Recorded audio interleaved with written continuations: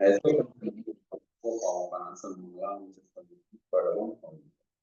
अरिहंत प्रभु की आज्ञा, सिद्ध प्रभु की आज्ञा, पूज्य गुरुदेव की आज्ञा से क्लास होती, सबको सारा जय हिंद।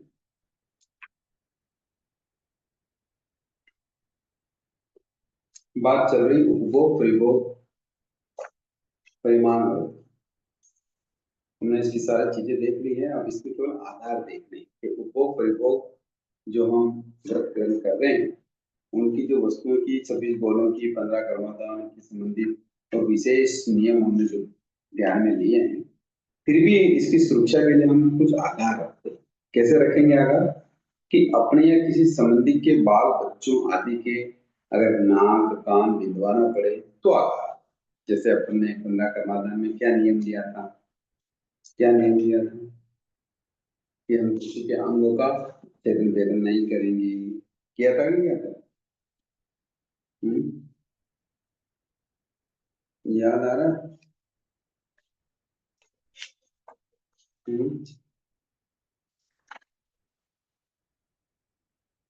नीलंचन कम होना होता है ना, अंग का कान नाक कान का अंगों का छेदन भेदन नहीं करना, है ना। तो इसका आधार रख सकते, मान लो खुद के बच्चे हो, नाक छिदवाना हो, कान छिदवाना हो, या फिर संबंधी के बच्चे हो किसी को हो, तो उनका आधार आधार रख। ठीक है, बाकी हम किसी के नाक कान या अंगों का छेदन भेदन नहीं करें। ठीक है, आवाज आ रही है? हाँ गुरुजी। दूसरा अगर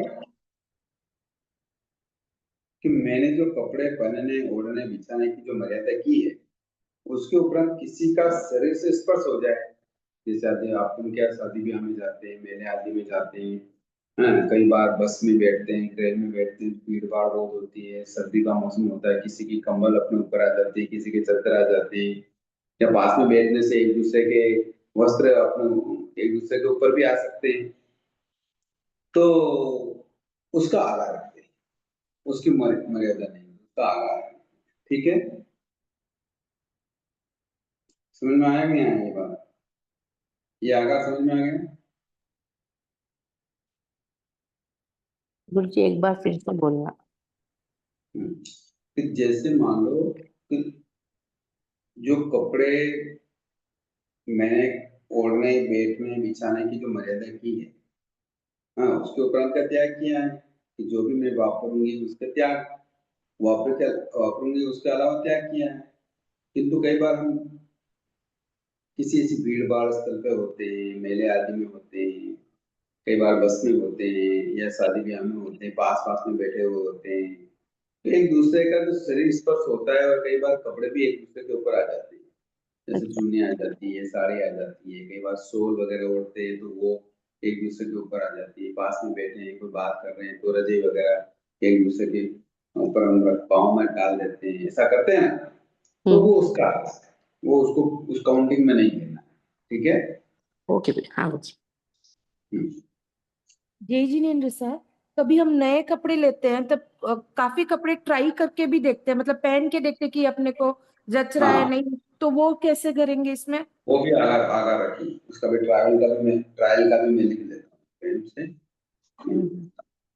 हाँ, इसका भी हमको आगा रखना है। ठीक जी है, हाँ। अगर ट्रायल कर रहे हैं तो उसका भी हमको आगा, ट्रायल को हिंदी में क्या कहेंगे?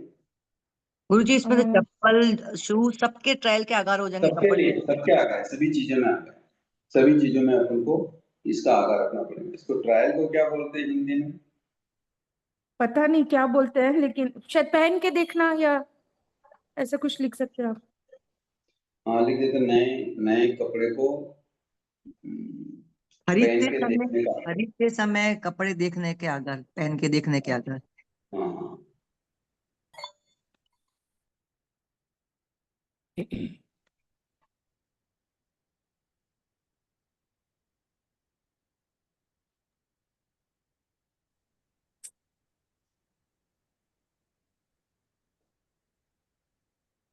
कभी कभी खरीदते वक्त हम कपड़ों की क्वालिटी भी चेक करते हैं हाथों से, कि मतलब सॉफ्ट है, कॉटन है, नहीं है, वो भी आ सकता है इसमें।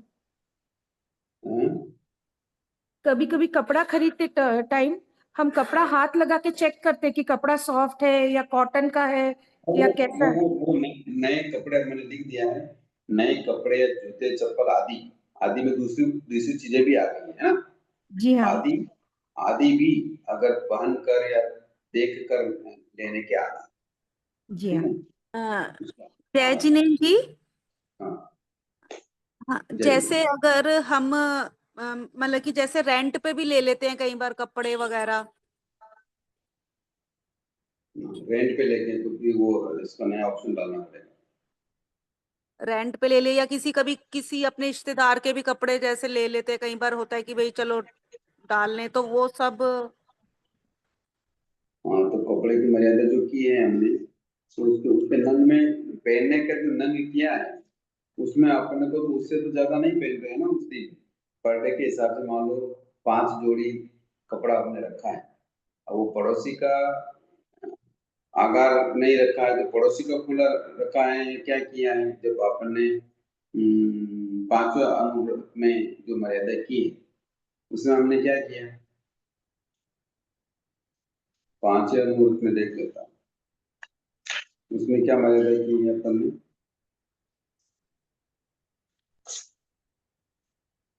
5वें में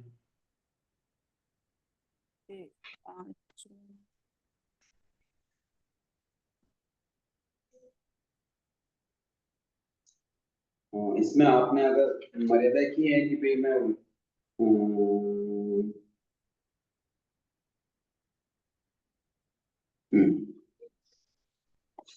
5 व्रत में भी मर्यादा का है, बिस्तर का है, कपड़े का है, बर्तन, अलमारी, फर्नीचर, सूटकेस, सजावट के सामान वगैरह सब भी है इसमें। तो इसमें अगर हमने 50 जोड़ी अपने कपड़े का स्टॉक रखा है कुबी धातु में, तो 50 जोड़ी रखा तो 50 जोड़ी में फिर अगर वो पड़ोसी के हैं या किराया लाके देख रहे हैं तो कोई बात नहीं, वो ठीक है अगार दीदी। में वो अगार में आएंगे। नहीं वो आकार नहीं, आपकी मर्यादा में आ रहे हैं, मान लो आपने 50 जोड़ी अपने कपड़े रखे कि मैं 50 जोड़ी से ज्यादा नहीं कहूँ, ठीक है ना। अब आपके घर में 20 जोड़ी कपड़े हैं, अब 30 जोड़ी कपड़ों में आप मान लो कभी किराए से लाके पहन रहे हैं या पड़ोसी के पहन रहे हैं, तो आपकी मर्यादा है, उसमें अलग से करने की जरूरत नहीं है।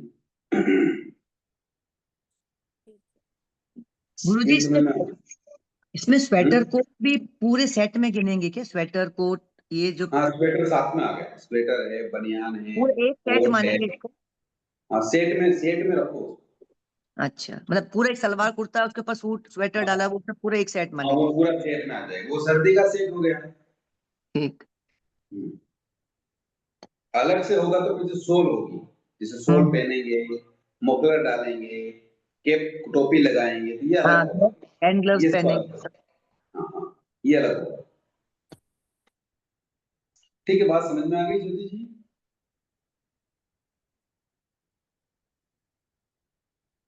जय जिनेन्द्र सर, आजकल हाँ थर्मल वेयर भी पहनते हैं, तो वो थर्मल वेयर पूरा एक अलग ही सेट आता है और फिर उसके ऊपर कपड़े पहनते हैं, तो वो कैसे गिनेंगे? क्या पहनते हैं? Thermal where. थर्मल, हाँ जी हाँ, थर्मल थर्मल थर्मल वेयर। गरम बनेन सर्दी गरम के बनेन कपड़े पहनते सर्दी से में जो हैं अंदर वो पहनते हैं ना गरम सर्दी का कपड़ा बनियान और पजामा नीचे का आता है, सेट आता है पूरा। तो जी उसके हाँ। ऊपर और कपड़े पहनते हैं क्या? जी हाँ हाँ। जी हाँ। वो बिल्कुल पतला सा आता है लेकिन गरम रहता है। उसके ऊपर फिर और कपड़े पहनते हैं ना। तो ये तो फिर मेरे को ध्यान में नहीं है, अब इसका तो हमने लिखा ही भी नहीं, तो इसका अलग से रखो, कैसे करोगे फिर, इसका स्टेट में तो नहीं आता, ये तो जी अमुक हाँ। दिन ही पहना जाता है। जी हाँ, वो सिर्फ ठंडियों में पहनते हैं। हाँ तो फिर इसका अलग से रखो, अलग से मर्यादा कर दो। जी हाँ। हम्म। कपड़ों की जो मर्यादा की है ना उसकी अलग अलग काउंटिंग करना, उसकी एक काउंटिंग अलग हो जाएगी फिर उस दिन। हाँ उसकी काउंटिंग अलग हो, ठीक है। जी हाँ। हम्म।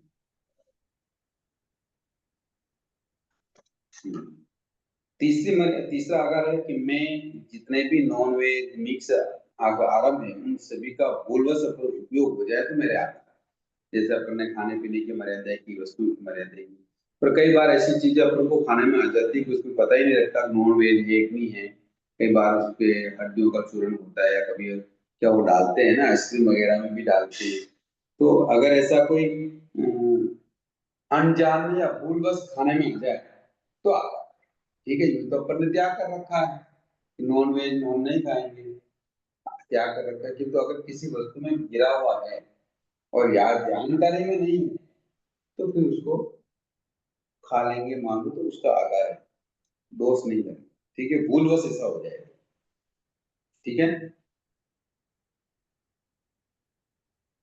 चौथी आगार है मर्यादित पदार्थ, यदि औसत रूप में काम में लेना पड़े। कई बार हमने त्याग कर दिया कि भाई ये अमुक वस्तु नहीं खाएंगे, जैसे मान लो अदरक नहीं खाएंगे या हल्दी नहीं खाएंगे या और भी कोई चीजें ऐसी है जो हमने त्याग कर दी, किंतु अगर अब सर्दी जुकाम हो गया, मान लो कभी चाय पीनी पड़ जाए और अदरक और ऐसी कुछ वस्तुएं दूध में मान लो हल्दी डालनी पड़ जाए, कि चाय में अगर अदरक डाल के डालनी पड़ जाए, या फिर तुलसी के पत्ते वगैरह, काली मिर्च वगैरह डालनी पड़ जाए, जिसके हमने त्याग किए थे, तो वो औषध रूप में खाना हो तो उसका आकार, ठीक है। समझ में आया? हाँ सर। फिर पांचवी अगर जो वस्तु मर्यादित की है उसमें से कोई वस्तु खो जाने पर फिर नया लेना पड़े तो आगा, जैसे मान लो हमने 5 टॉवल रखे या 3 टॉवल रखे, अब 3 टॉवल हैं हमारे पास, किंतु हमने कभी शादी में गए, बारात में गए, कभी फंक्शन में गए और टॉवल भूल गए, तो अब अपने पास कितने टॉवल रह गए? मान लो 5 की मर्यादा है कि एक वहां हो गया तो एक 4 रह गए, तो उसके उसके लिए हम एक टॉवल और ले आ सकते हैं, तो वो मेरे आ, ठीक है। इस तरह की सागर रखा है। और रोगादि या शारीरिक कारण से मर्यादा से बाहर कोई वस्तु लेनी पड़े, मान लो कभी बीमार हो गए या शारीरिक परिस्थिति ऐसी हो गई कि हमने जो मर्यादित वस्तुएं ली थी और जो वस्तुओं का त्याग किया था उनका भी उपभोग करना पड़ जाए कभी, तो फिर क्या, कि जैसे मान लो कभी जोर से बुखार आ गई और आज हमने एक कंबल ही रखी थी क्योंकि बहुत ठंड लग रही है, तो कंबल की जगह हमने रजाई भी ओढ़ ली, तो इस तरीके से अगर शारीरिक प्रॉब्लम से या कोई बीमार हो जाए, बुखार आ जाए, या तो फिर उसको अगर कोई वस्तु का उपयोग करना पड़ा तो वो आता है। समझ में आया बात? कि नहीं आया? नहीं गुरुजी आया, हम्म। समझ में आ गया कुछ। हम्म।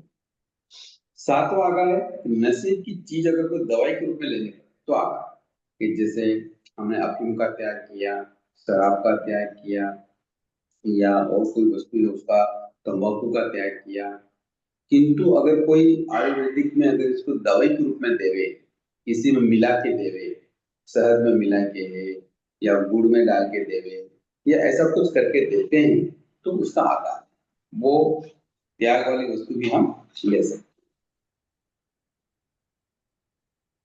अब कई बार प्रिंटिंग प्रेस आदि का कार्य करना पड़े तो भी आकार है, कई बार हमने उसमें काम कर दिया तो भाई हम त्याग 15 कर्माधान का त्याग करते हैं, किंतु कई बार प्रिंटिंग के काम पड़ जाते हैं, कोई टाइपिंग कराना होता है, किसी का पेज निकालना होता है, ऐसी कोई चीज काम में लेनी पड़ जाए, प्रिंटिंग आदि प्रेस आदि का कार्य आ जाए तो वो आगा, कई बार जेरोक्स निकालनी पड़ती है ना, तो उसका आकार, ठीक है।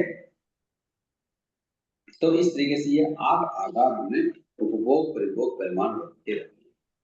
अब इसकी हित शिक्षा क्या है कि हम ये जो सातवां उपभोग परिभोग परिमाण व्रत ले रहे हैं तो किस कारण से ले रहे हैं, इससे क्या हमें फायदा होगा और कैसी सावधानी हमें बरतनी है, इसके लिए आगमकार कुछ हित शिक्षाएं बता रहे हैं।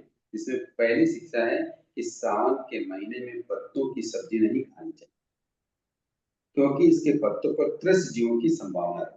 समझ में आया? यूं तो मान लो हमने पालक वगैरह का खुला रख लिया कि हम पालक के अलावा दूसरी सब्जी नहीं खाएंगे, या ऐसे पत्ते वाली दूसरी सब्जी और होगी तो वो नहीं खाएंगे, त्याग कर लिया, किंतु आगमकार कह रहे कि भाई सावन का महीना हो, बारिश का मौसम हो, तो तुम पत्ते वाली सब्जी भी मत खाओ, आगार भले ही है फिर भी मत खाओ, क्योंकि उसमें भी त्रस्त जीवों की संभावना ज्यादा रहती है, ज्यादा होती है। कारण हो जाएगा। तो कम से कम सावन महीने, भादो महीने जब बारिश का मौसम हो तब तक क्या ना करो, पत्ते की सब्जी ना खाओ।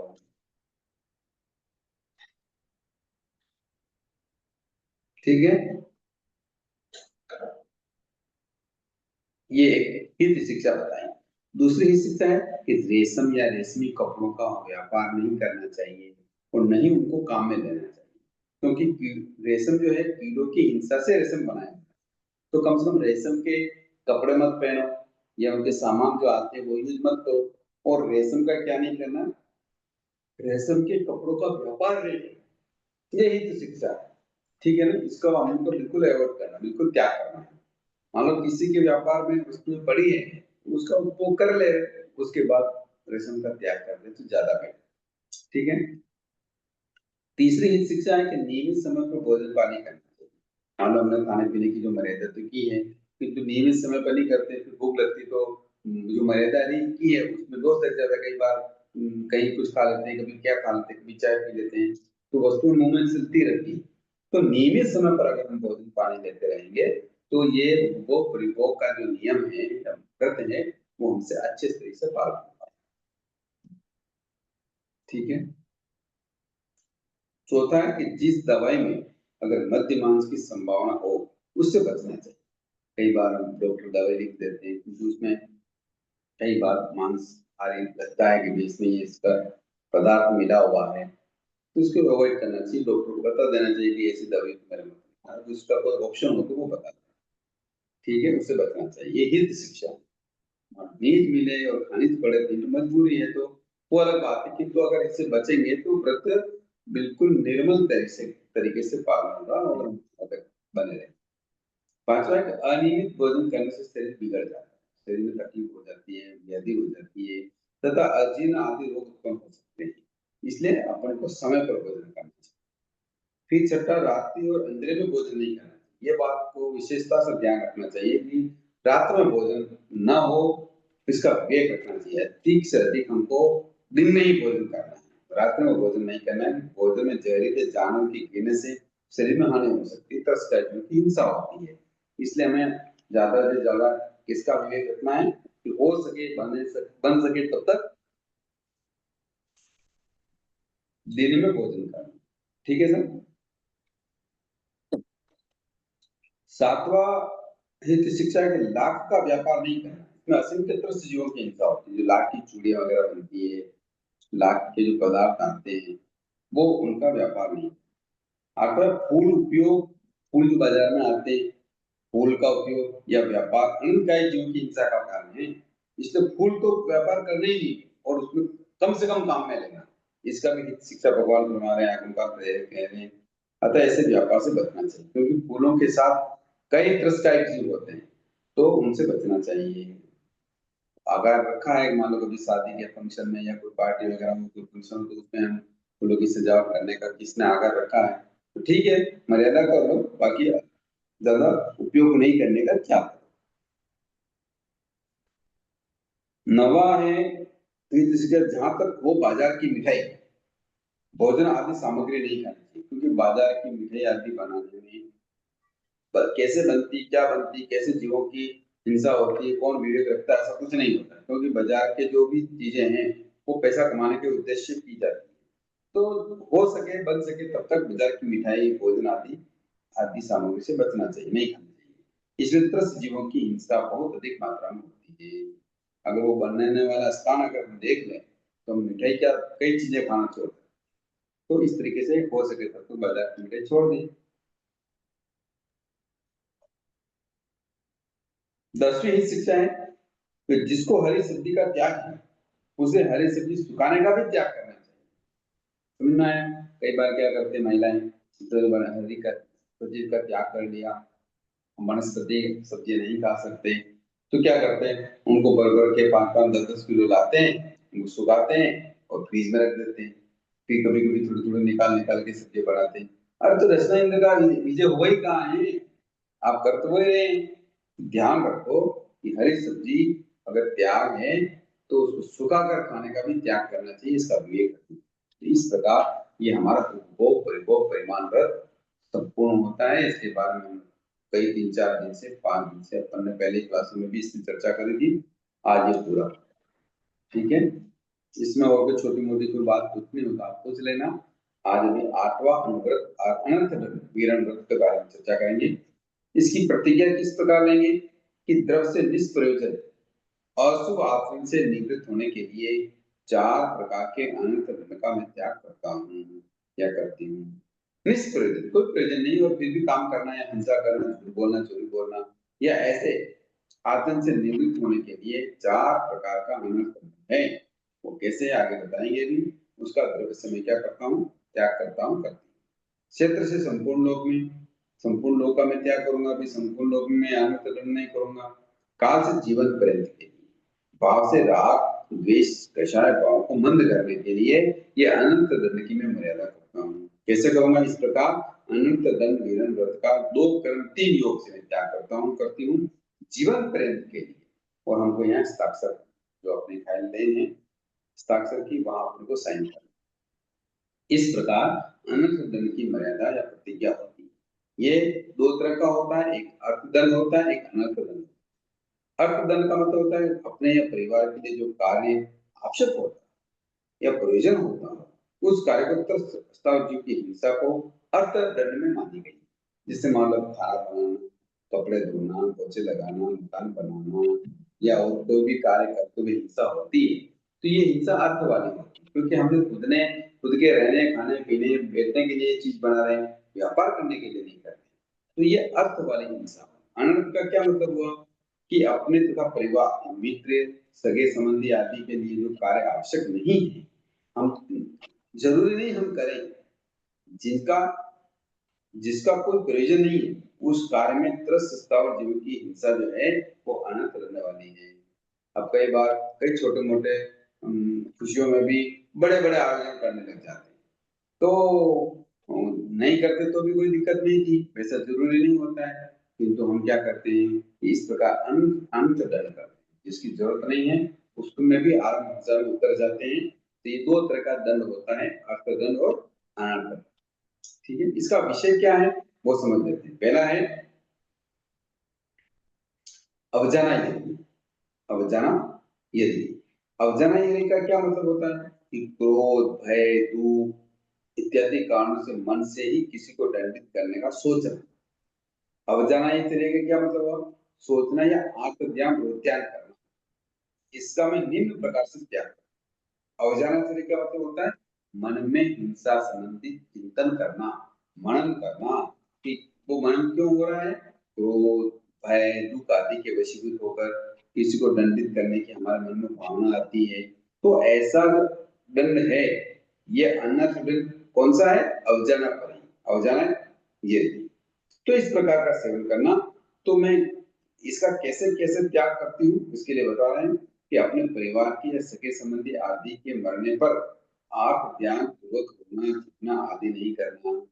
ये अवजाना यदि क्या है, ठोकर का अर्थ ध्यान करना, मतलब रोना, चिल्लाना, कूटना, ये क्या है, ठोकर का। हमको ये ध्यान रखना चाहिए परिवार में किसी की मृत्यु हो गई है तो हमको ये सोचना चाहिए कि सबका जिसका जन्म होता है उसका मरण भी होता है, परिवार में आते हैं जाते हैं सब कुछ होता ही है।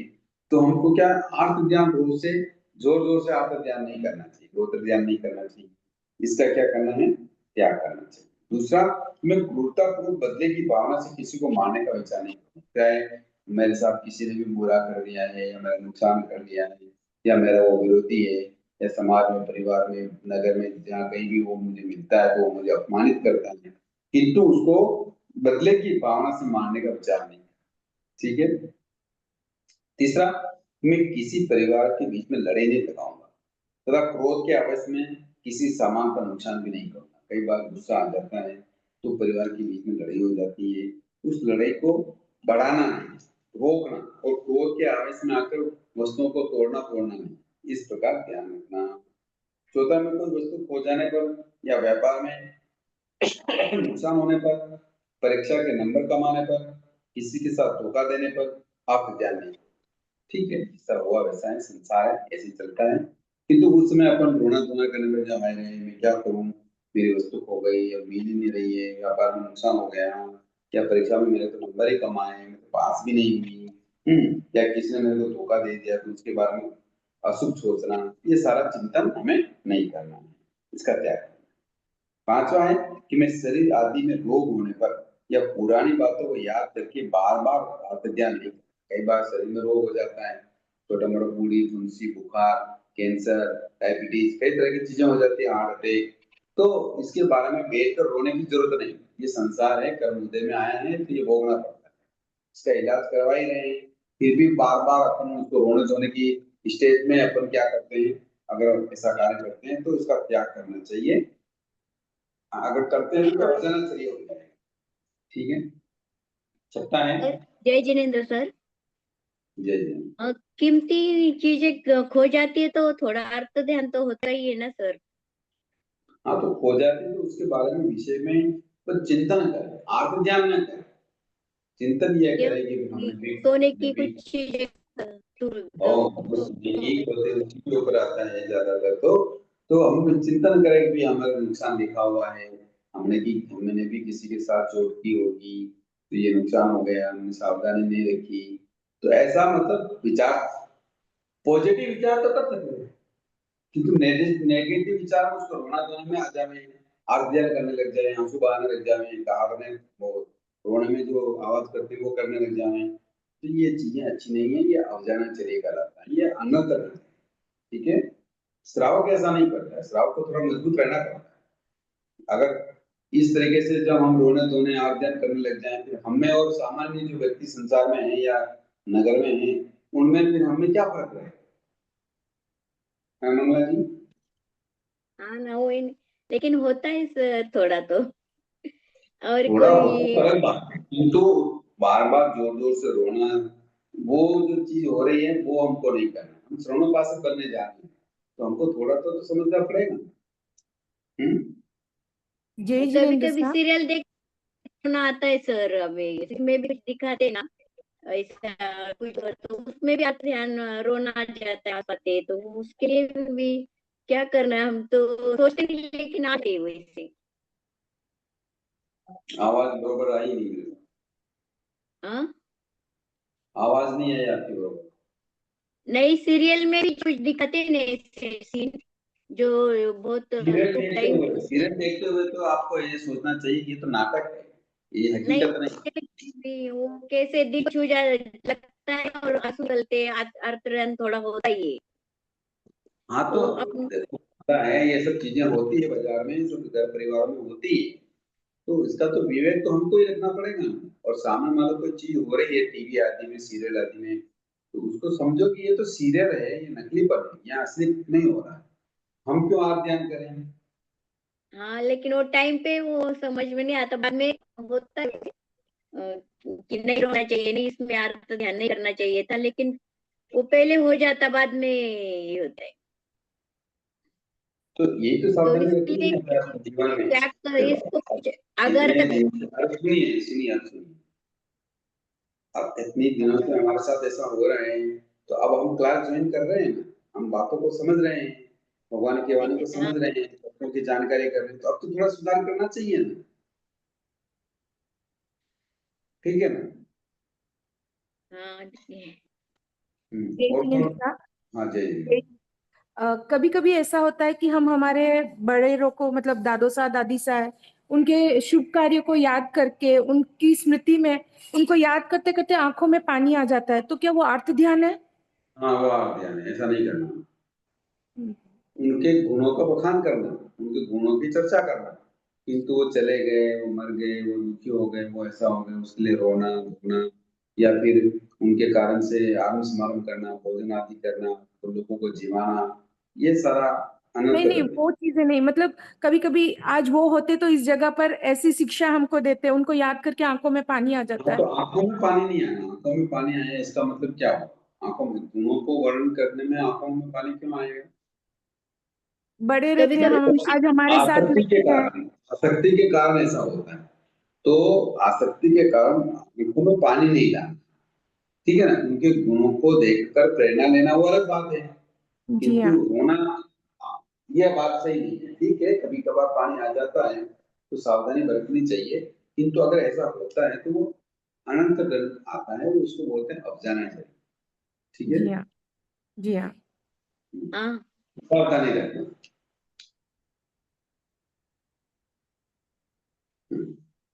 छठा अवजाना है, इसमें ये है राग वाला फैक्टर है। राग वाला पैटर्न, आसक्ति वाला पैटर्न। ठीक है जी।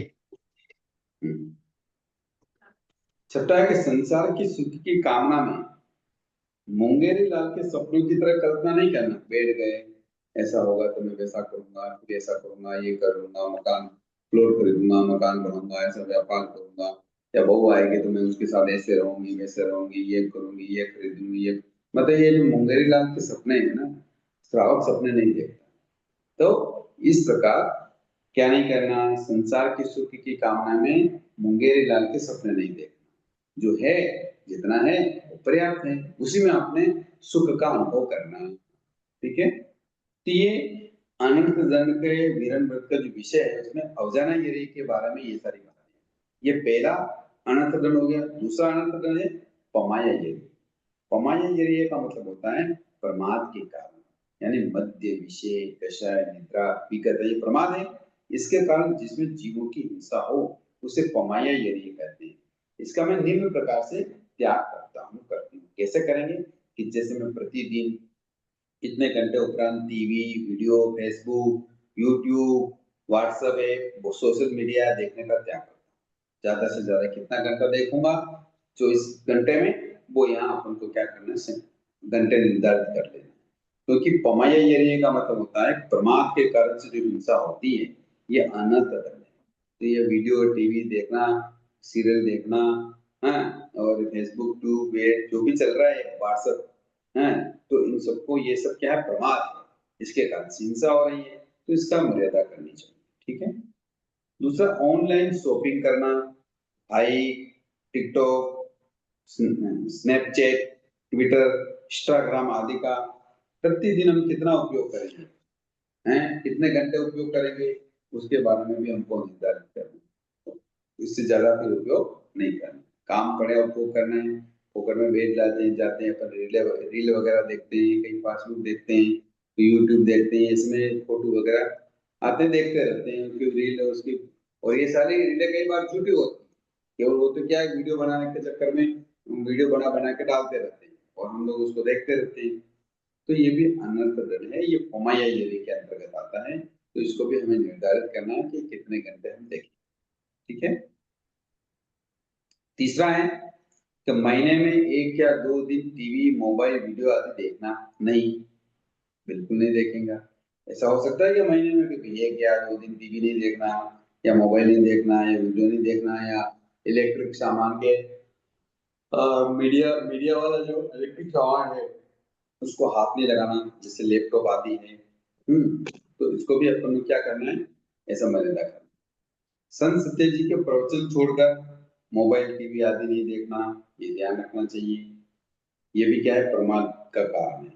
मैं मोबाइल आदि में गेम्स नहीं खेलूंगा, खेलना हो तो प्रतिदिन कितने घंटे खेलना उसके आधार रख के फिर उसका मर्यादा करना।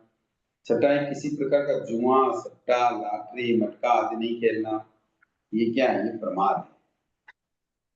और सातवां है किसी प्रकार का नशा, बीड़ी, सिगरेट, शराब, हुक्का, बियर, दारू नहीं पीऊंगा, है, और नहीं पीऊंगी, या नशा नहीं करूंगी। किसी भी प्रकार का नॉनवेज प्रोडक्ट नहीं खाऊंगी। अगर पता लग गया इस वस्तु में नॉनवेज पड़ा है, नॉनवेज गिरता है, डालते हैं, तो वो वस्तु अपन को ग्रहण नहीं करना। नवाई, तंबाकू, गुटखा, पान मसाला आदि नहीं खाऊंगा, तथा जहाँ वेज और नॉन वेज खाना साथ बनता हो वहां भी नहीं खाऊंगा। माँ से नहीं मंगवाऊंगा। इस प्रकार ये गुटखा आदि का भी आपको त्याग करना है। 11वां है 10वां में किसी मकान संबंधी, भोजन संबंधी या पर्यटन स्थल संबंधी विज्ञान के आविष्कार संबंधी आदि आरंभ अजन्य कारणों की तारीफ नहीं करूंगा। आजकल क्या हो गए, केटरिंग आ गए, तो इस खाना आ गया, बाहर से बनाने की जरूरत नहीं रहती है। कई चीजें ऐसी हो गई है जो बाहर मिलती है, तो इन सभी का क्या है, क्या करना है, त्याग। हाँ, त्याग करना है। ठीक जी है। जी ऐसा कभी कभी हम बोलते कि अच्छा हुआ दवाई का इन्वेंशन हो गया, बहुत से लोग ठीक हो जाएंगे, लंबा ट्रीटमेंट नहीं चलेगा, तो ये भी क्या पमायचर्य में आएगा? नहीं नहीं, ये तो शुभ भावना है, जी परमात्मा है। नहीं तो क्यों इसमें दिया है ना विज्ञान का आविष्कार संबंधी करके। तो ये दवाइयां हैं जो मेडिकल रिलेटेड है, जो कहाँ आया ट्रीटमेंट। विज्ञान का आविष्कार करके, अभी आ गया क्या इसमें? जी हाँ, विज्ञान के आविष्कार संबंधी कहाँ लिखा है? हाँ, ये 10वें लिखा है विज्ञान, हाँ। मैं किसी के मकान संबंधी, भोजन संबंधी, अब आ रहा है, मैं अब आएगा नहीं बता रहा हूँ। पर्यटन स्थल संबंधी, विज्ञान के आविष्कार संबंधी आदि आरंभजन कार्य की तारीफ नहीं करना, तो सही है। जैसे मान लो किसी ने मकान बनाया तो उसकी तारीफ नहीं करना ज्यादा, हाँ बहुत अच्छा किया, नहीं, बहुत अच्छा मकान किया। का वगैरह नहीं बोल रही हूँ मैं। ये वही मेन दवाइयों के लिए या किसी के स्वास्थ्य के लिए किसी को साता पहुंचाए जैसा कोई आविष्कार होता है, तो अपन उसकी देखो, सराहना करते हैं, तो दोष लगता है क्या? ये तो आपको क्या पता कैसा आविष्कार हो रहा है जिसके साथ आप पहुंचेगी? अभी अपने जैसे अभी कोविड हुआ तो वैक्सीन निकली।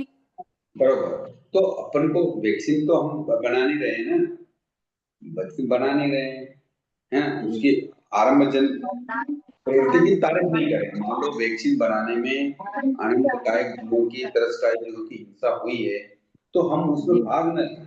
अब वैक्सीन बन के आ गई है, किसी के लग गई है, तो उसको बोल सकते हैं ठीक है, अच्छा है, वैक्सीन लगा दिया, स्वस्थ हाँ, अब रहिए। ज्यादा लोग बीमार नहीं पड़ेंगे, ज्यादा लोगों को साता रहेगी, ऐसे सोचना होता है, गलत अपन नहीं है। ऐसा बोल सकते हैं, किंतु जी हाँ। जो आविष्कार कर रहा है या हिंसा कर रहा है तो उसकी तारीफ नहीं करनी। जी बन के आ गई है, वैक्सीन लगा रहे हैं, तो उसके बारे में बोलना अलग बात है। और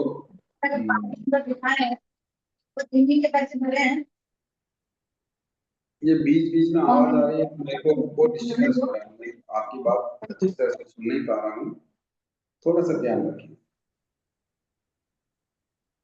तो ठीक है ना, अब ये मान लो किसी ने भोजन भी बनाया है, तो पर्यटन स्थल भी है, तो उनकी तारीफ करने के लिए दूसरे अच्छे शब्दों का प्रयोग कर सकते हैं, किंतु हिंसा के कारण उसकी तारीफ करना या उसकी अनुमोदना करना ये अच्छी बात नहीं है। इसमें उनमें जो हिंसा हुई है उन सबका पाप भी हमको लग जाता है। तो यह ध्यान रखना, विशेषता से सावधानी बरतने की जरूरत है कि हम श्रावक बनने जा रहे हैं, हम सामान्य व्यक्ति नहीं है कि किसी हिंसा करके हम किसी के बारे में प्रशंसा कर रहे हैं।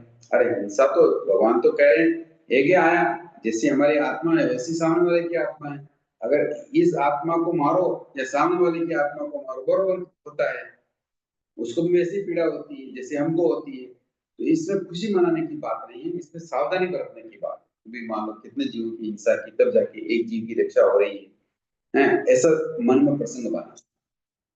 ठीक है,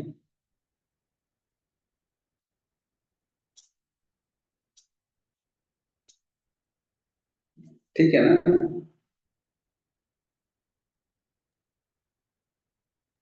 जी हाँ। आगे चलते हैं। 11वां, विवाह आदि प्रसंग पर नृत्य नहीं करना। अब यह नृत्य ये अपने घर के बाहर का उपरांत, मतलब अपने घर के बाहर या जो रिसेप्शन है या वहां अपने घर का हो या अपने रिश्तेदार का हो शादी ब्याह, तो फिर उसमें अगर मान लो नृत्य करना पड़े तो उसका आगार रख लो, बाकी का त्याग कर लो। ठीक है ना?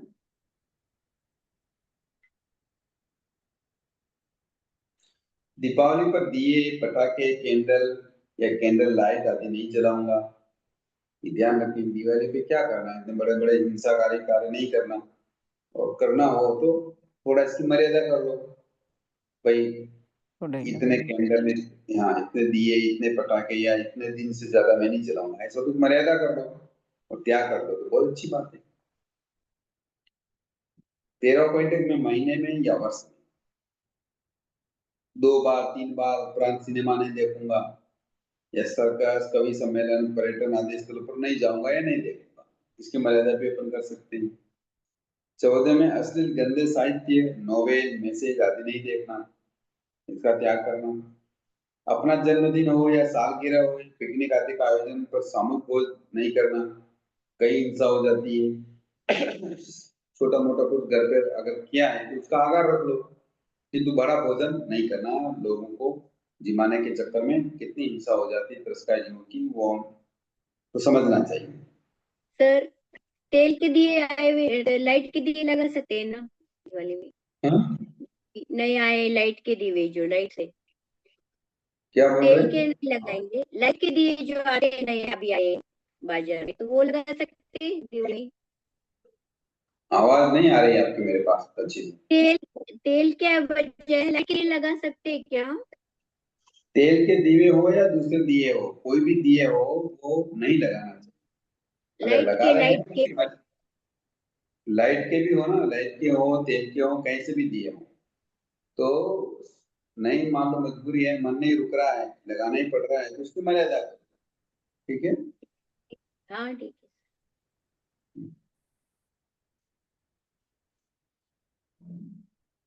फिर 16 मूर्ति भोज, तपस्या आदि पर भोजन, धार्मिक आयोजन आदि कार्य में बड़े भोजन नहीं करना। जैसे मान लो मृत्यु भोज है तो ठीक है, रिश्तेदार आ गए, हाँ रिश्तेदार आ गए, घर परिवार के हो गए, अड़ोसी पड़ोसी हो गए, उनका भोजन करा दिया, खाना खिला दिया, खत्म हो गया। किंतु पूरे गांव को नूतना, अड़ोसी पड़ोसी को बहुत सारे खड़ा करना, हजारों लोगों का, सैकड़ों लोगों का, तो ऐसा नहीं करना। तपस्या आदि के प्रसंग पर भी खाना नहीं करना, भोजन नहीं करना, हाँ इस प्रकार की मर्यादा करना। 17वां है शावर के नीचे स्नान करना, नल के नीचे ब्रश करना, दाढ़ी बनाना, तेज नल चलाकर बर्तन धोना, पाइप से गाड़ी आंगन घर आदि धोना, इन सब का त्याग करो। अगर आपको ऐसा करना पड़ रहा है तो जो करना पड़ रहा है उसका आगाह रख लें। सर आपकी ताकि आवाज नहीं आ रही है। थोड़ा क्या क्लियर हुआ, नहीं आ रही है। आवाज नहीं आ रही मेरी? आवाज हल्की आ रही है थोड़ी। आवाज तो पूरी है यहाँ तो। सबको आवाज आ रही है क्या? हाँ अच्छी आ रही है, आ रही मुझे है। अच्छी आ ये रही है। प्रॉब्लम आपका है, आपके वहां देखो नेटवर्क का प्रॉब्लम आपका है। अगर सबको मेरी आवाज आ रही है और जिनको नहीं आ रही तो वो अपना नेटवर्क देखें। तो क्या है, शावर के नीचे नहाना, बहुत पानी वेस्ट हो जाता है, या नल चालू कर दिया, हाथ धो रहे नहीं धो रहे, ब्रश कर रहे हैं, नल चालू है तो यही ये दाढ़ी बना रहे तो बना रहे हैं, तेज नल चलाकर तो बर्तन धो गाड़ी रहे का हैं, इसके पाइप आगे लगा रखना कर पड़ेगा। गाड़ी आदर गार्डन वगैरह में पानी छोड़ रहे हैं, तो इस प्रकार मर्यादा करना, उसका त्याग करना, या तो त्याग कर देना, नहीं ऐसा नहीं करना है, कितना पानी वेस्ट हो जाता है। और मजबूरी है, घर है, दुकान है, जो भी है, तो अगर उसको मर्यादित कर ले तो ज्यादा अच्छा होता है, ठीक है। घर के लिए। लास्टवा है पमायाचरी के अंदर जो लास्ट पॉइंट है वो है, घर में घी तेल आदि पदार्थों के बर्तन को खुला नहीं रखना। ऐसे लिक्विड वाले पदार्थ होते हैं जिसमें कोई जानवर गिर जाते हैं, मर जाते हैं, निकल नहीं पाते हैं, तो ऐसे पदार्थों के जो बर्तन है उनको खुला नहीं रखना। ये जो अगर रखते थे पमायाचरी के अंदर आते हैं। तो दो तरह के अनंत दंड के बारे में आपने चर्चा करी है, एक तो है अवजानयरी है, एक है पमायचरी। अब एक है तीसरा हिंसक यान। हिंसक यानी का मतलब होता है हिंसा के साधनों को दूसरों को देना, हिंसक यानी क्या, इसका त्याग निम्न प्रकार से करें। कैसे करेंगे? मैं किसी प्रकार के शस्त्र, जैसे चाकू है, छुरी है, कटर है, तलवार है आदि गिफ्ट में नहीं देना, इसका संपूर्ण त्याग करना है। ऐसे चाकू छुरी ये वगैरह गिफ्ट में देने की जरूरत नहीं है, इनका त्याग करना। दूसरा में किसी प्रकार के हमान दस्ता, जिसमें अपन वस्तु को कूटते हैं, बारीक करते हैं, हमान दस्ता है, सिल पट्टा है, कुल्हाड़ी है, मुसल है, सरोता है, चक्की है, वैक्यूम किलर है, हीटर है आदि किसी को नहीं देना, उनको मना कर देना, ठीक है ना। इसका इसका क्या करना, त्याग करना। चलो फिर ठीक। चौथा है इलेक्ट्रिक आइटम, जैसे मोबाइल, पंखा, cooler, AC, TV, watch, juicer, mixer आदि गिफ्ट में नहीं देना या नहीं दूंगा। उपरोक्त आइटम बिना मांगे या मांगने पर भी हो सके जहां तक नहीं देना चाहिए। मान लो कोई मांग भी ले कि भाई मुझे अमुक चाकू दे दो, कैंची दे दो, या ऐसी और कोई वस्तु दे दो, तो आए बने जहां तक तो उसको टाल देना, और नहीं जो हो तो उसका फिर आगा रखना। बाकी ये वस्तुएं किसी को देना नहीं। तीसरा इलेक्ट्रॉनिक आइटम, जैसे मोबाइल है, पंखा है, कूलर है, AC, TV, watch, tuition, mixer आदि गिफ्ट में नहीं देना। ये सब क्या हिंसाकारी कर साधन है, इसलिए इनको गिफ्ट में नहीं देना। गिफ्ट में देंगे तो सामने वाला तो आनंद उठाएगा, वो तो हिंसा को समझ ही नहीं रहा है, और उसकी हिंसा का पाप हमको भी लग जाएगा। तो उपरोक्त प्रकार से बिना मांगे या मांगने पर भी हो सके जहां तक नहीं दूंगा या नहीं दूंगी का प्रयोग करना चाहिए। जय जी समझ नेडे में आया साहब, बात?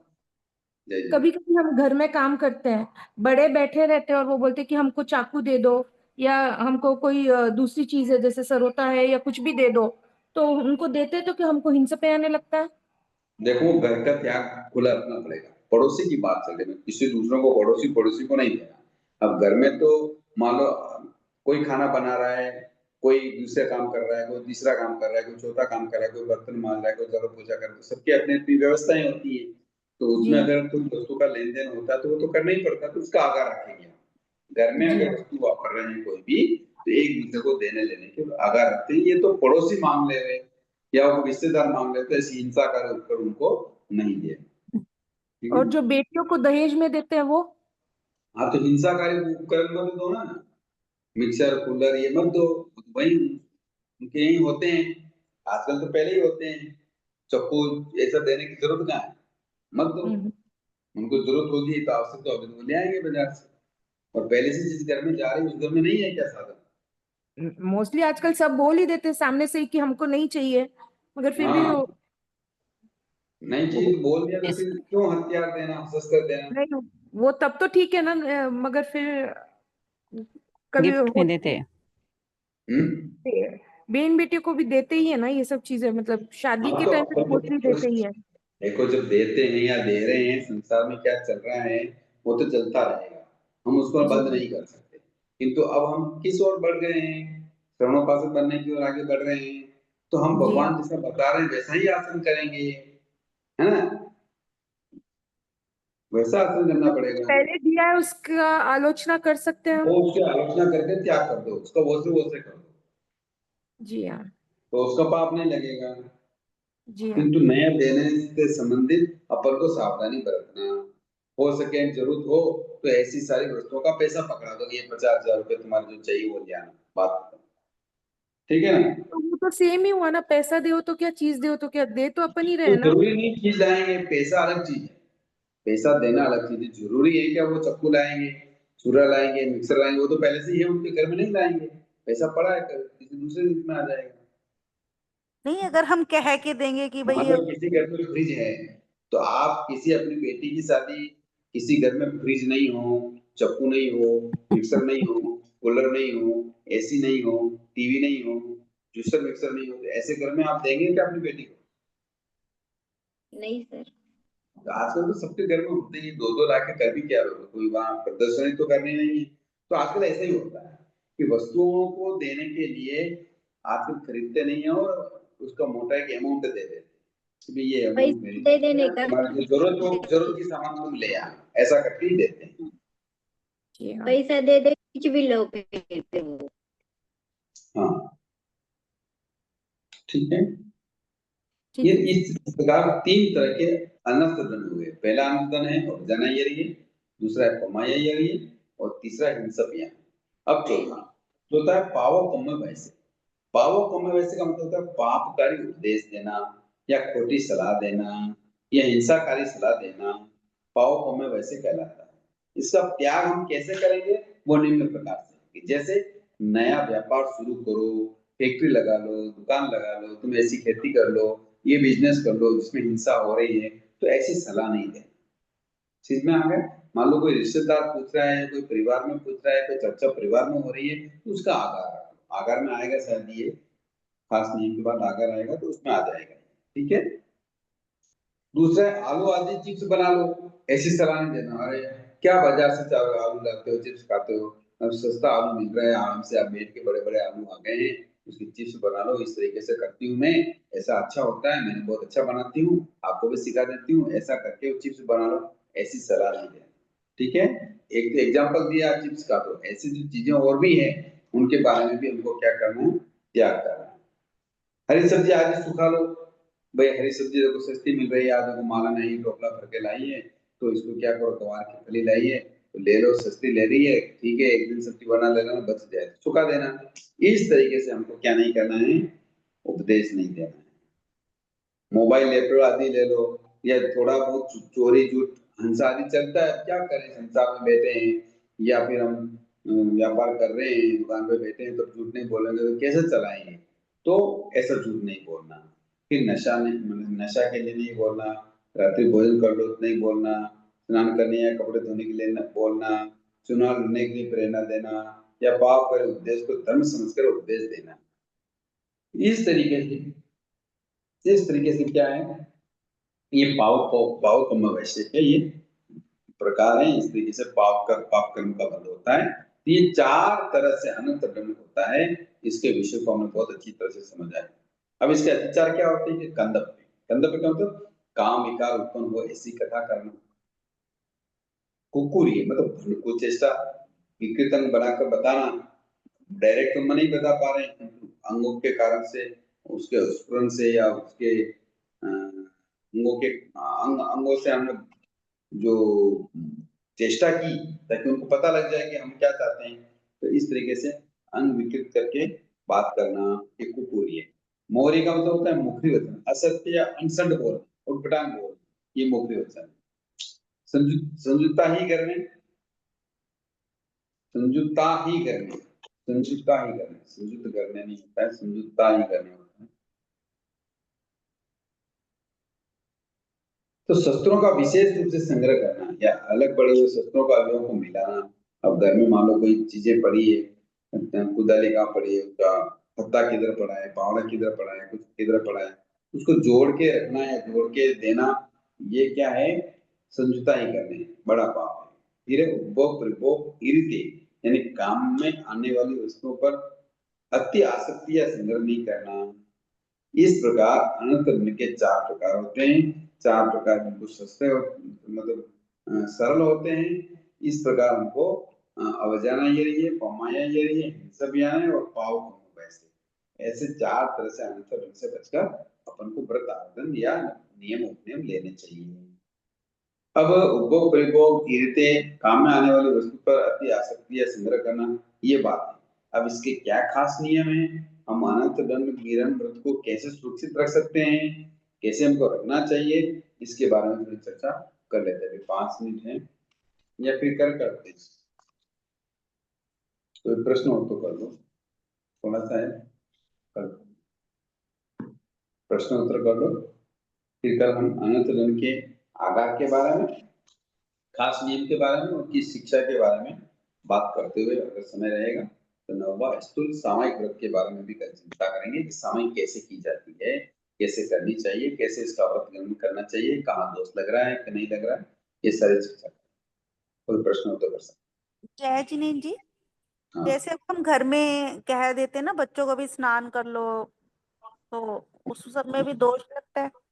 हाँ बिल्कुल लगता है। अगर मान लो बच्चा समझदार है, उसको पता है कि क्या है, अपन को स्वस्थ कैसे रहना है, अपने सुरक्षा कर सकता है, स्वस्थ रहने के बारे में वो अगर वो काम कर सकता है तो उसको बार बार बोलने की जरूरत नहीं है। हाँ अगर बच्चा छोटा है, अभी वो समझता नहीं है और उसको स्नान कराने के लिए अगर बैठते हैं तो वो आधार है, उसका तो आधार रखना पड़ता है।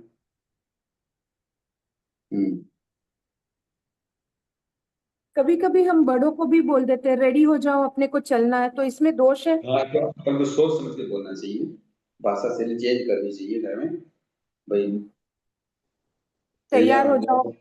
हाँ जी हाँ। इसके तैयार हो जाओ। इसके अंदर में अगर स्नान करने की भावना है नहीं है तो फिर कोई बात नहीं। अगर ऐसा बोल रहे हैं कि तैयार हो जाओ, स्नान करने का तो बात नहीं कर रहे हैं, पर तैयार हो जाओ, तो वो अगर जी जाके हाँ। स्नान भी कर रहे हैं नहीं कर रहे हैं तो वो उनका अपना रुकाव है। जी हाँ। कभी कभी हम सुबह सुबह बच्चों को और उठाते कि भाई उठ जा, बहुत देर हो गई है। मतलब बच्चे बड़े हैं, नहीं छोटे नहीं हैं, बड़े ही हैं। हम तो बड़े हैं तो उठा दो उनको, उठाने में कोई पाप नहीं है, उठाना तो चाहिए, पर उसके लिए स्नान कर लो उठ के ऐसा नहीं बोलना। कर लेंगे वो उनकी जब चढ़ेगी, उनको भी उठ पता जाओ, है काफी उसका टाइम टाइम हो क्या गया है, अब। उनको भी पता है कॉलेज का टाइम क्या है या मैं पढ़ाई करने जा रहा हूँ उसका टाइम क्या है, उनको भी पता है। जी हाँ। हम्म, सर ये बिजनेस प्रोफेशन के बारे में इतने वैरायटी के बिजनेस नहीं करने का, ये लंबा नहीं है। नहीं आप उसमें चाहे तो आधा कर लो ना भाई, इससे इतने में से मैं कौन सा करूँ, बाकी नहीं करूंगा। ओके। सब तो नहीं करते हैं ना, हर व्यक्ति सारे बिजनेस थोड़ी करता है। जिसको हाँ वो जमता तो है वो कर जी लेता है, हाँ 3 कर लेता है। मान लो कोई सुविधा जी। संपन्न हो या उसके पास कुछ वो करने वाला हो, हेल्प करने वाला, तो 3-4 कर लेता है, बाकी तो इतना थोड़ी व्यापार करता हो। हम्म। तो मान लो आपके पास सुविधा है, 2 भाई मिलके कर रहे हैं, 3 भाई मिलके कर रहे हैं, पोता पोती भी मिल गए, बेटा बेटी भी मिल गए, सब मिलके कर रहे हैं, तो कोई मान लो ज्वेलरी में अपना भागीदारी है तो कपड़े में भी है, तो मान लो दूसरी वस्तुओं में भी है, तो 4-5 कार्य एक साथ कर लेते हैं व्यापार, बाकी तो सब तो नहीं करते हैं। जी। तो उसका आगाह रखें, बाकी का त्याग कर दें। हेलो, जय जिनेन्द्र। जय जी। वो तपस्या के भोज का बताया है ना आपने, मृत्यु भोज तपस्या के, कैसे क्या तपस्या में खाना नहीं खाने देने? खाना नहीं बनाना। मान लो घर में किसी ने 28 की, 11 हाँ। किया, महासमन किया, तो फिर हम क्या करते हैं, भोजन का आयोजन करते हम्म। हैं, हाँ? उसका भरघोड़ा निकालते हैं, बाजार में उसको घुमाते हैं। ये सब काम नहीं करने, ये सब काम मिथ्यात्व के लक्षण वाले हैं। अपने को भी नहीं खाने का क्या उनके यहाँ? आपको भी अगर वहाँ आमंत्रित किया गया है, मान लो पड़ोसी में या रिश्तेदारी में कहीं भी ये है, क्या है, वो तपस्या है, वो भोजन कर रहे हैं और आपको भी बुला रहे हैं, जाना आवश्यक हो गया क्योंकि रिश्तेदार हैं, तो जाओ, तपस्या के गुणगान गा लो, उनकी अनुमोदना कर लो, पर खाना मत खाओ। ठीक है। अब मृत्यु भोज के क्या 12 दिन तक नहीं खाना खाने का उनके यहाँ? मैं तो कह रहा हूँ, तो घर की बात है। मान लो कभी घर में ऐसा प्रसंग बन गया कि उसकी मृत्यु हो गई, तो मृत्यु भोज बड़ा नहीं करना, ठीक है, अड़ोसी पड़ोसी रिश्तेदार आए हैं शोक निवारण के लिए, तो वो कर कुरा के उनका छोटा मोटा काम कर लो। बाकी वो पूरा गांव का जिमाना करना, ये इतना मृत्यु भोज टाइप करना, वो खाना सही नहीं है। नहीं, उनके यहाँ जाके खाने का क्या नहीं ऐसा? हाँ, नहीं खाना, त्याग करना, वो भी करना तो बहुत अच्छा है। नहीं, हाँ। आप बनाएंगे, पड़ोसी बनाएंगे, तो फिर मेरे त्याग रहेंगे, मैं ऐसे मृत्यु भोज नहीं खाती हूँ, नहीं खाएंगे तो तो अच्छी नहीं, बात है। वो खाते तो नहीं है, फिर त्याग लेना पड़ेगा क्या उसका? त्याग नहीं लेंगे तो मर्यादा में कैसे आएंगे, त्याग तो लेना ही पड़ता है। भाई तो थोड़ा आगार भी रखना पड़ेगा ना, अभी कुछ घर में हाँ, तो पियर में हो जाता है। रिश्तेदारों का आगार रख लो, ससुराल परिवार का आगार रख लो, पियर का आगार रख लो, और किसका आगार रखो। हाँ, वही पियर में जाते तो 10-12 दिन तक ठहरना पड़ता है, हाँ, ससुराल तो में आगार हाँ रख लो, उसका आगार रख लो। हाँ, ठीक है, थैंक हम्म। जय जिनेन्द्र। जय जिनेन्द्र। एक जैसे एक अब हमने कंद का त्याग किया है तो चिप्स वगैरह नहीं खा सकते ना फिर? नहीं खा सकते, अगर आपने कोई खुलासा नहीं किया है, समझपूर्वक नहीं लिया है, केवल ऐसा ले लिया कि हमको जमीकंद नहीं खाना है, तो वो संपूर्ण जमीकंद हो गया, वो चाहे गीला हो या सूखा हो, तो कभी वो उसमें हो, किसमें, चिप्स में हो, फिर तो ऐसा कोई भी नहीं, हाँ, नहीं खा सकते।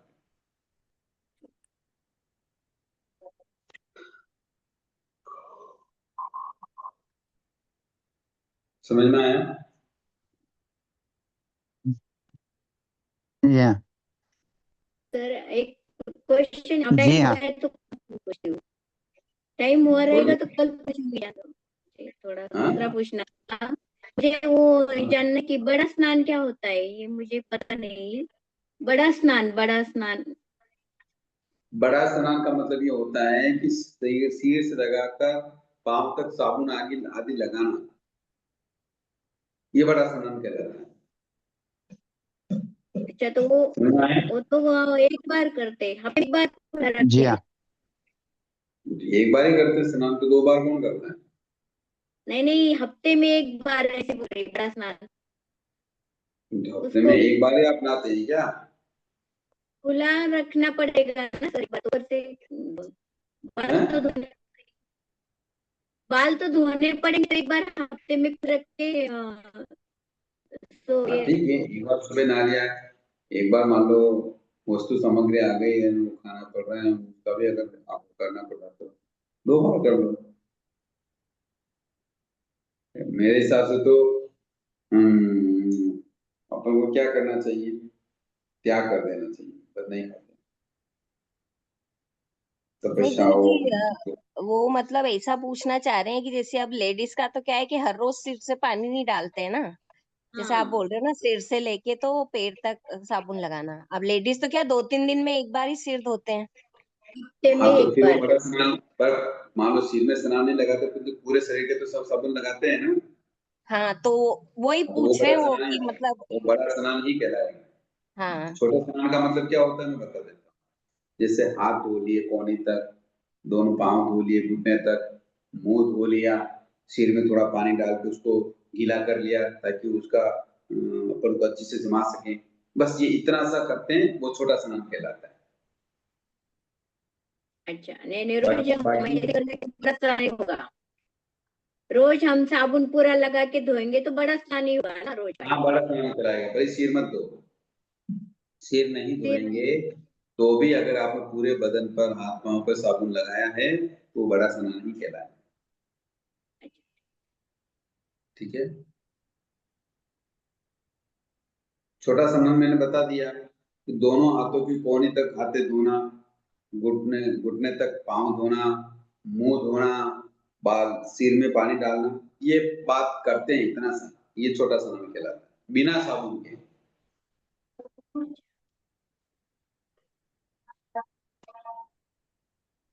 ठीक है, अच्छा, छोटे स्नान में साबुन यूज नहीं करते? हाँ छोटे स्नान में साबुन यूज नहीं करना? नहीं, छोटे स्नान में साबुन यूज नहीं करना। मान लो मुंह धोने में फेस वॉश यूज किया या थोड़ा सा मुंह पे साबुन लगा दिया, वो एक अलग बात है। बाकी छोटे स्नान में प्राय करके साबुन का यूज नहीं करते, क्योंकि मुंह धोते समय अगर कोई फेस वॉश का प्रयोग कर रहा है या ऐसा कोई हो रहा है तो वो ठीक है, वो समझा जा सकता है। किंतु हाथ पांव को साबुन से धोना करना, मुंह धोना करना, सिर में साबुन से धोना करना, ये सारा काम बड़ा स्नान में आ जाएगा।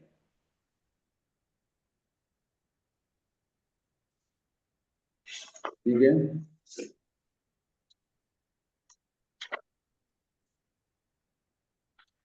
समझ में आया? आया सर। हाँ सर। जी सर।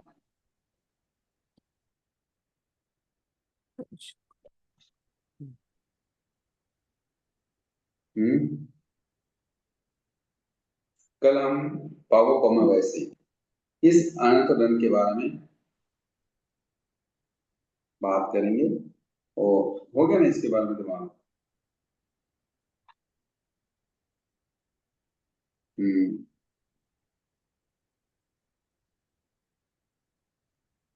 तो इसके क्या होता है, अनुतरण के क्या आधार हैं, इसके क्या खास नियम हैं, इसकी शिक्षा कैसे करेंगे हम, और इसकी हित शिक्षाएं क्या है, ये इसके ऊपर चर्चा हम करते हैं। ठीक है, बात समझ में आ गई?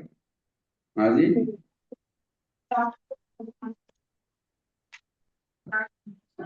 ओके, और कोई प्रश्न हो तो जल्दी से कर लो।